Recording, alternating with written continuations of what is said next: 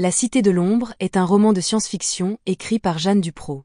Ce livre, destiné à un public jeune mais apprécié des lecteurs de tous âges, nous plonge dans un univers dystopique où les habitants vivent dans une ville souterraine éclairée par des générateurs et des lampes artificielles.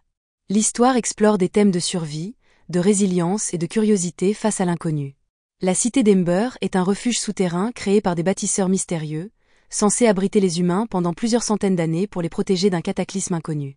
Les bâtisseurs ont laissé des instructions sur la manière de quitter la ville une fois le moment venu, mais ces directives, enfermées dans une boîte à ouverture automatique, se sont perdues avec le temps. La ville repose sur un système fragile. Des générateurs alimentent les lumières et assurent la vie dans cet environnement sans soleil.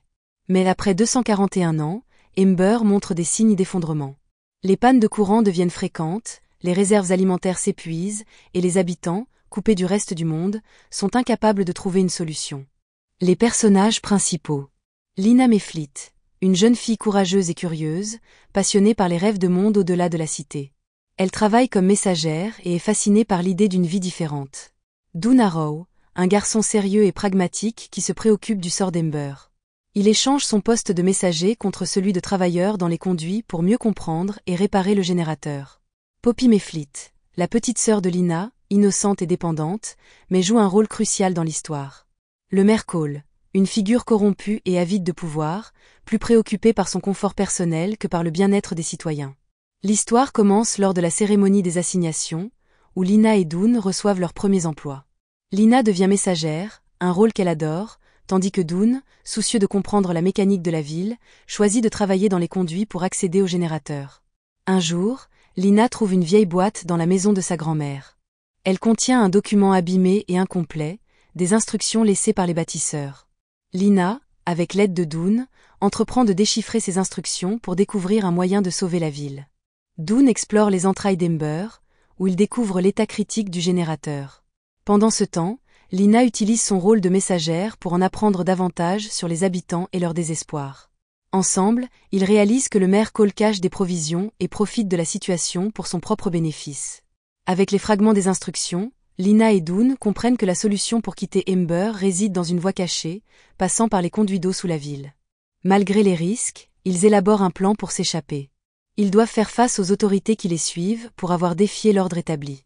Avec Poppy, la petite sœur de Lina, ils s'embarquent dans une aventure périlleuse qui les mène à un tunnel secret.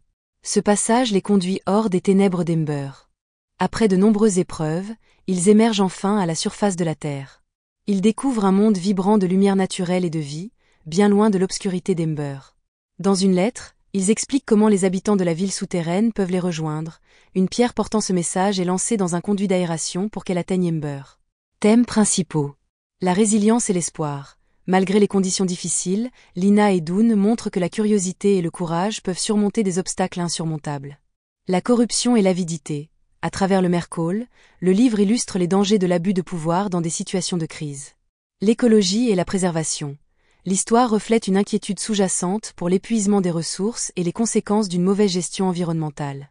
L'exploration et la connaissance.